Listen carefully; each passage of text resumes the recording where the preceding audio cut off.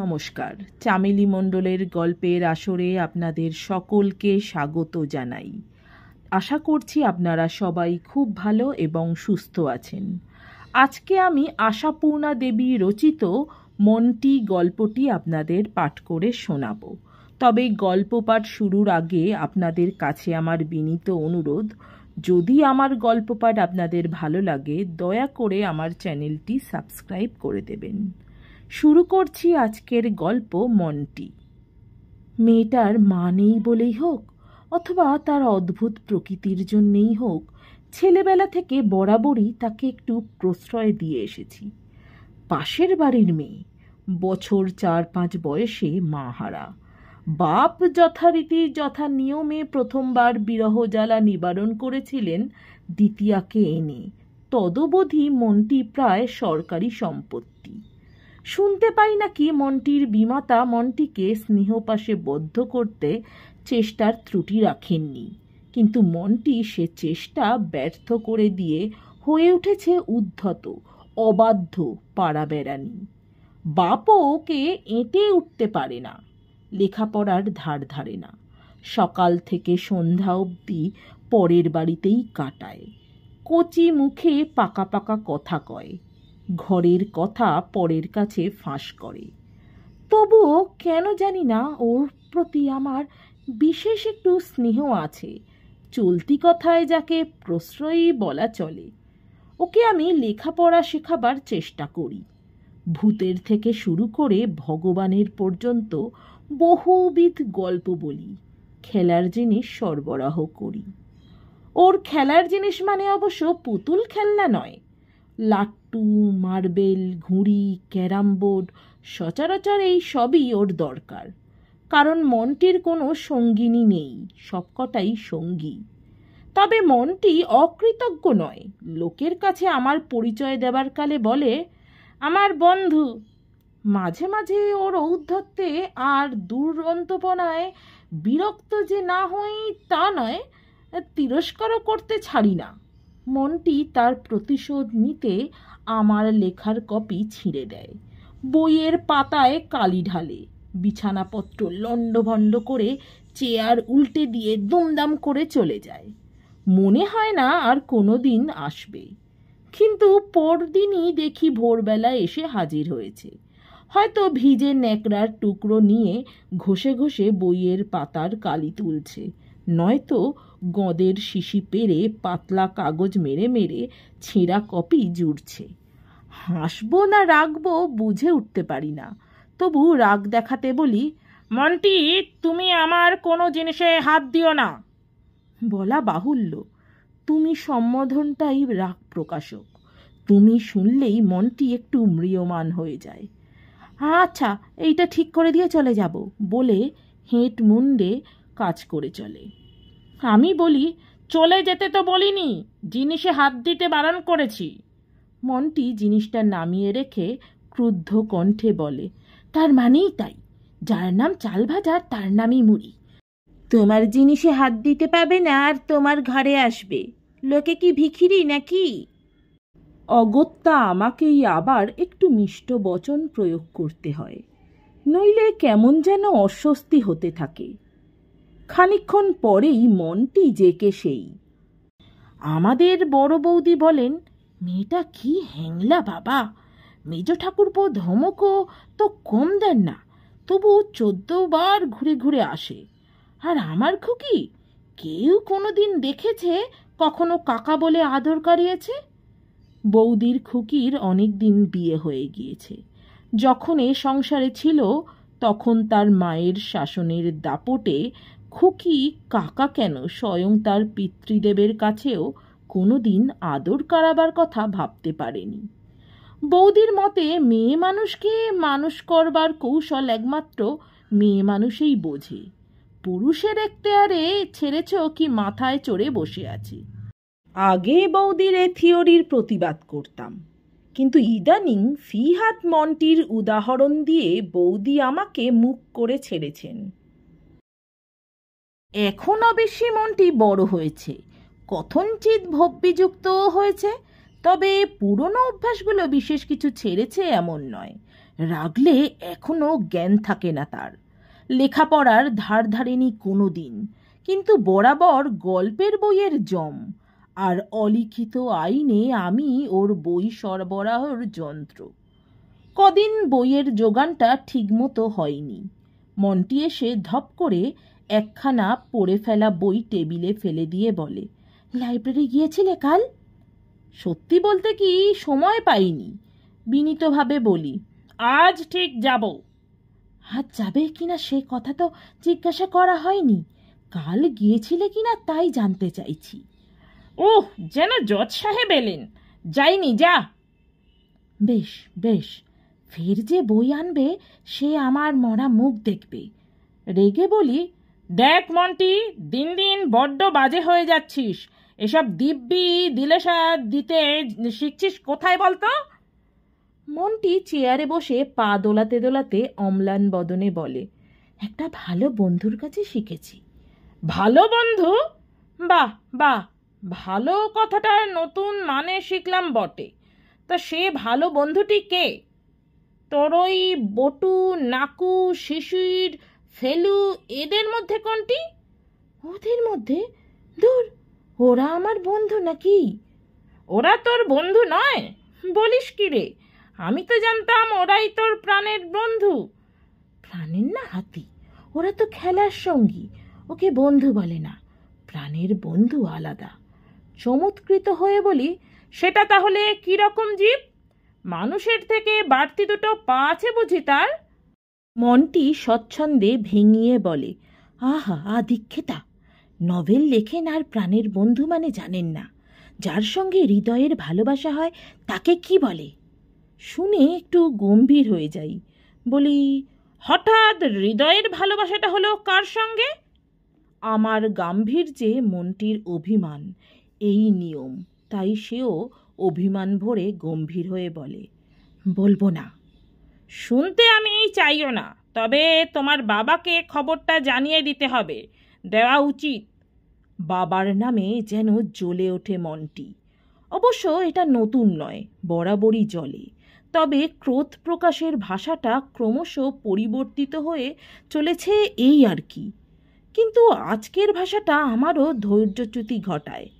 বাবা, বাবা আমার কাঁচকলা করবে, এইটাই শুনতে আশা করেছিলাম।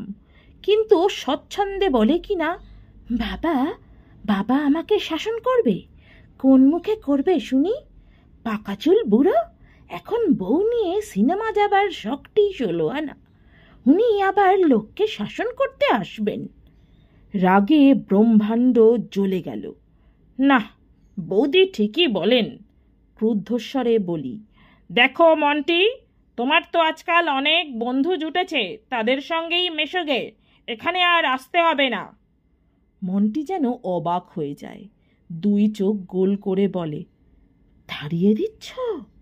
তাড়িয়ে দেওয়ার কথা হচ্ছে না, আমি এসব পছন্দ করি না। কতদিন বলেছি মা বাপের সম্বন্ধে ভদ্রভাবে সমীহ করে কথা বলতে হয়, বলিনি? বলেছ। তবে কত তো ভাবি তোমার কথা শুনবো, ওদের ঢং দেখলে যে ভক্তি উড়ে যায়, কি করব? হঠাৎ ভারী হাসি পেয়ে যায়, তবু কষ্টে হাসি চেপে বলি, আর ওইসব ভালোবাসা টাসা, ওসবও আমার দু চক্ষের বিষ, বুঝলে? খুব খারাপ ওসব। নিশ্চয় বুঝছি, কোনো হতভাগা বকাটে ছোকরার পাল্লায় পড়েছে। যতই ধুলো মেখে রুক্ষ চুলে ঘুরে বেড়াক, তবু তো মেয়ে। 14-15 বছর বয়সও হলো। কে জানে কোন ছেলেটা মন্টিকে মরা মুখ দেখবার দিব্যি শেখাচ্ছে। পাড়ায় নতুন নতুন ভাড়াটে আমদানি হয়েছে বটে কিছু কিছু। মন্টি আমার কথা শুনে কোনো কথা না বলে গালে হাত দিয়ে চেয়ার ছেড়ে মাটিতে বসল। কি হলো, হঠাৎ মাটিতে বসলি যে? তুমি এসব পছন্দ করো না? তোমার এসব দুচক্ষের বিষ? তবে এসব লেখা হয় কেন ঝুড়ি ঝুড়ি? তোমার সব গপ্পতেই তো খালি ভালোবাসা আর ভালোবাসা। অনেক কষ্টে হাস্য দমন করে বলি, ওসব বইতে লিখতে হয়। সত্যিকার মানুষ কি বইয়ের গল্প? মন্টি একটুক্ষণ করে বসে মাটিতে আঁচড় কাটে। অতঃপর মুখ তুলে বলে, আচ্ছা বেশ, ওকে তাহলে তাই বলবো।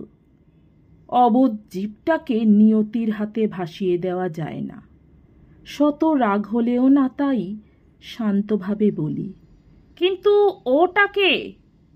ওই তো হলদে বাড়ির নতুন ভাড়াটের ছেলে। যা ভেবেছি তাই, চিনে রাখতে হবে ছেলেটাকে। বললাম, কত বড় ছেলে?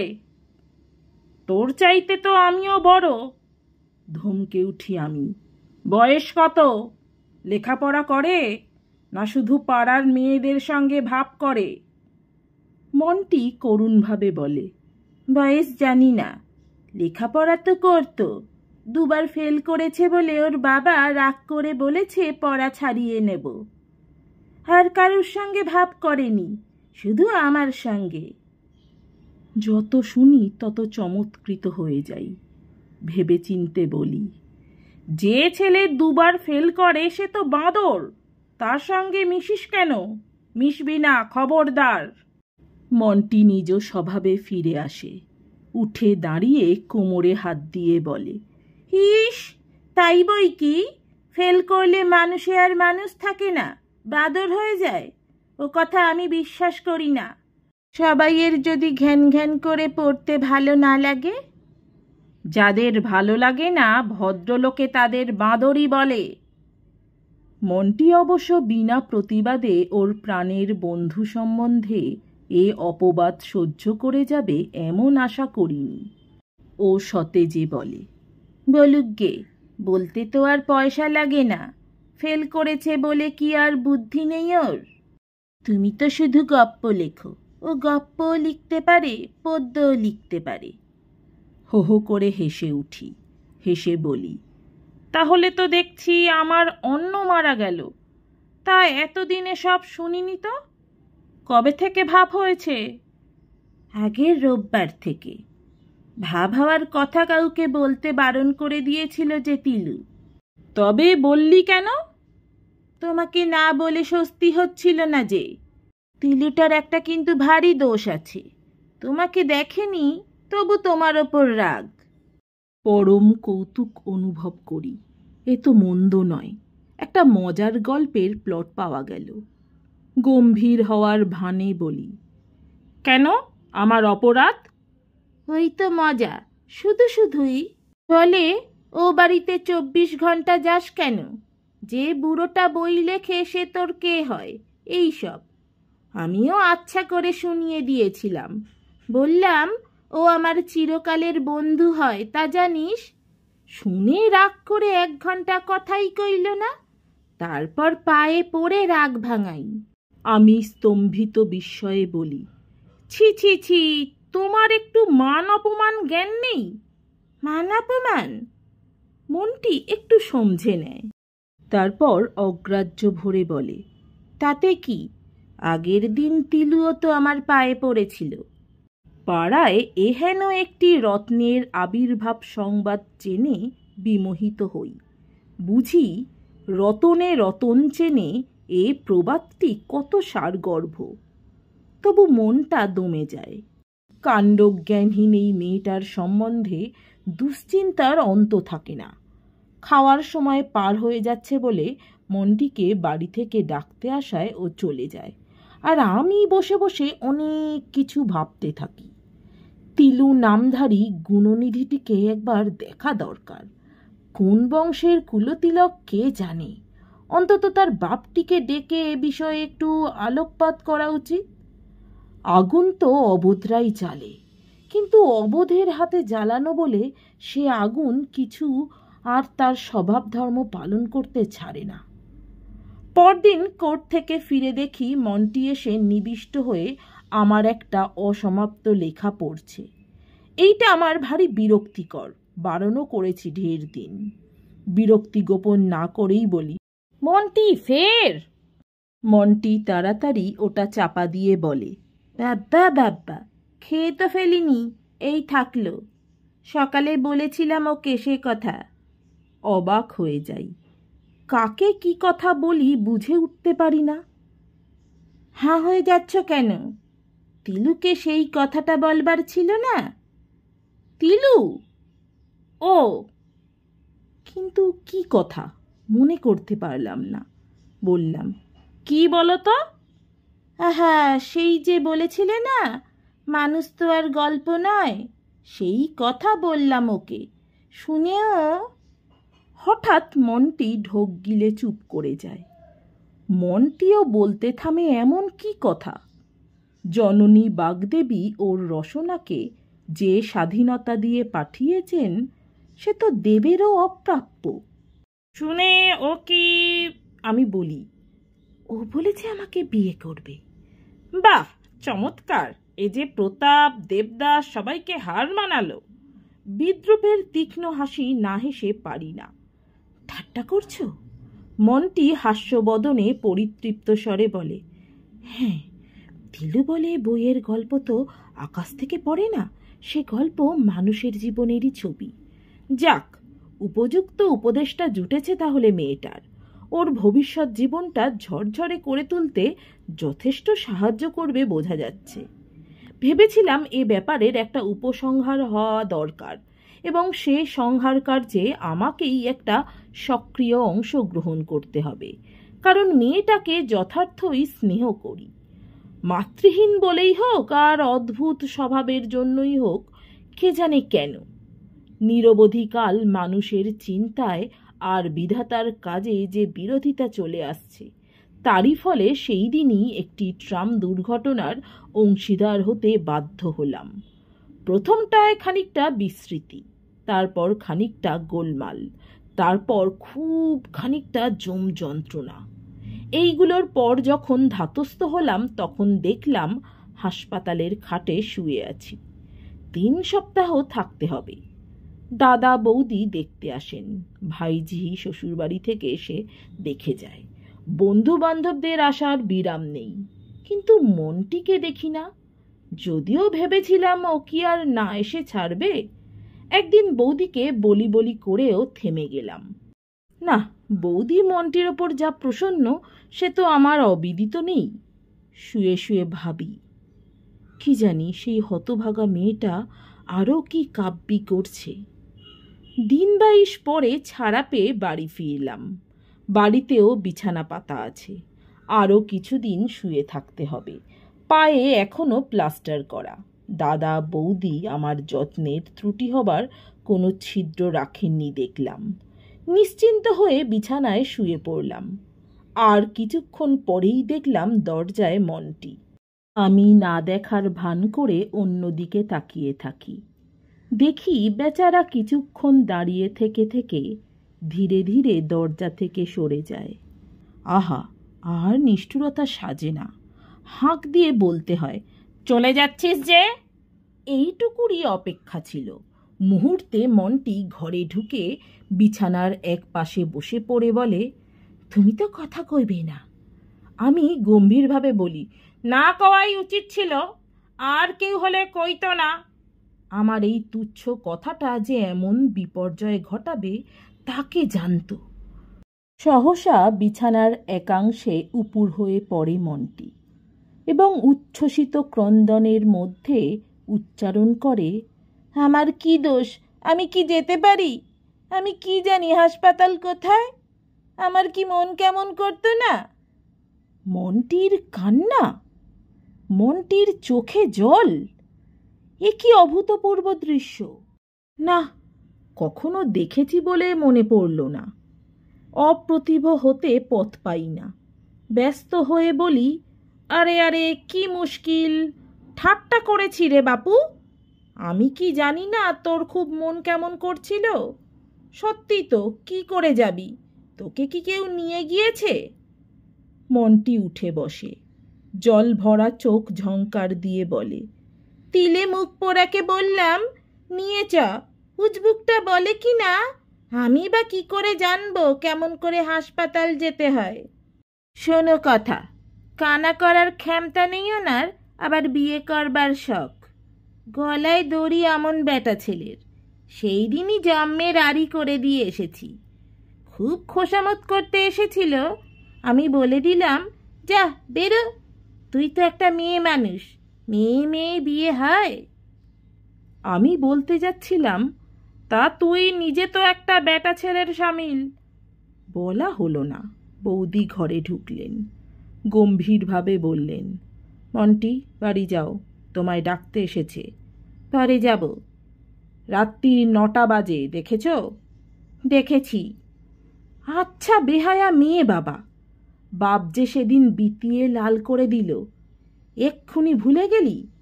ফের এ বাড়িতে এলে মেরে পিঠের ছাল চামড়া তুলে দেবে বলেনি? বলি কচি খুকি সাজবার পথ আর রেখেছিস? মন্টি কাঠের মতো মুখ করে বসে আছে। শুনে ভয় হয়ে যায়। কি জানি কি করে বসেছে। জানি তো অবোধেই আগুন জ্বালে। ভয়ে ভয়ে বলি, কি হলো হঠাৎ? কি হয়েছে ওকেই জিজ্ঞেস করো, বলুক নিজে মুখে। বলে বৌদি একটু তিক্ত হাসি হাসেন, আর সেই হাসি বোধ করি মন্টির গায়ে বিষ ছড়িয়ে দেয়। বৌদি ঠিকই বলেন, মেয়েকে মেয়েই বোঝে। বৌদি বুঝেছিলেন এই হাসিটুকুই ওকে খেপাবার পক্ষে যথেষ্ট। কারণ কথার সঙ্গে সঙ্গেই মন্টি দাঁড়িয়ে ওঠে, আহত বাঘিনীর মতো ক্রুদ্ধ গর্জনে বলে, বলবো তার ভয়টা কি? বলতে আমি ভয় পাই নাকি? বলেছি তো, ওই আমার আসল প্রাণের বন্ধু, ওকেই আমি বিয়ে করব। স্তম্ভিত হয়ে বলি, তবে যে এক্ষুনি বলছিলি ইলে মুখ পোড়া, বললি জন্মের আড়ি হয়ে গেছে ওর সঙ্গে। মন্টি বৌদিকে ছেড়ে আমার দিকে মুখ ফেরায়, সেই একই বাঘিনীর ভঙ্গিতে বলে, তিলের কথা কে বলছে? আমি তো তোমার কথা বলছি। তোমাকেই আমি সত্যি ভালোবাসি। তুমি কদিন ছিলে না, কেঁদে কেঁদে মরছিলাম আমি। কই তিলে মামার বাড়ি যাওয়ায় তো কান্না পাইনি? সেই থেকেই তো ধরতে পারলাম তোমাকেই আমি। বৌদি মুখে আঁচল দিয়ে টিপে টিপে হাসতে থাকেন, আর আমি বিরচিত গর্জনে ধমকে উঠি, বটে, এইসব পাকামি শেখা হচ্ছে? পাড়ার যত হতচ্ছাড়া ছেলেগুলোর সঙ্গে মিশে উচ্ছনে গেছো একেবারে দেখছি। যা বাড়ি যা, খবরদার এ মুখো হবি তো দেখে নেব, বেয়াদব বেয়ারা মেয়ে। হয়তো বৌদি দাঁড়িয়ে ওরকম বিশ্রীভাবে না হাসলে এতটা রুড়ো হতাম না, হয়তো হেসে ফেলতাম, কিন্তু এখন আর হাসি আসছে না। মন্টি মুহূর্তখানেক বোকার মতো আমার মুখের দিকে তাকিয়ে থেকে হঠাৎ ছুটে পালিয়ে যায়। আস্ত পাগল বলে বৌদিও বেরিয়ে যান। শুধু আমি ভাঙা পা নিয়ে চুপ করে শুয়ে থাকি নিরুপায় চিত্তে। কিন্তু পা না ভাঙলেই বা কি উপায় করা সম্ভব হতো? মন্টি যখন প্যারাম্বুলেটারে চড়ে রাস্তায় বেরিয়ে বেড়াতো, আমি তখন রীতিমতো চালের সঙ্গে নির্ভুল টাই বেঁধে কোর্টে যাওয়া আসা করছি। কাল সমুদ্রের এই দুস্তর ব্যবধান ও এমন অনায়াসে লঙ্ঘন করল কি করে? এও একটা কৌতুককর গল্পের প্লট বই কি, কিন্তু এই প্লটকে কাজে লাগাতে পারবো বলে মনে হয় না। কোথায় যেন একটা বিরাট ক্ষতির গভীর শূন্যতা অনুভব করছি। নিশ্চয় টের পাচ্ছি ভোর না হতেই ছুটে এসে জল নেকড়ার টুকরো ঘষে ঘষে নিজে ঢালা এই কালির দাগটা মুছতে বসবে না মন্টি। ছেলেবেলায় রাগ হলেই ও নিজের খেলার জিনিস নিজে ভেঙে চুরে তছনছ করত। ভাবতে চেষ্টা করছি আজও হয়তো শুধু রাগ করেই, কিন্তু কই, তাতেও ঠিক মন থেকে সায় পাচ্ছি না যেন। এও এক আশ্চর্য। নমস্কার, আমার গল্প পাঠ ভালো লাগলে অবশ্যই আমার চ্যানেলটি সাবস্ক্রাইব করে দেবেন, লাইক কমেন্ট শেয়ার করতে ভুলবেন না। অনেক ধন্যবাদ।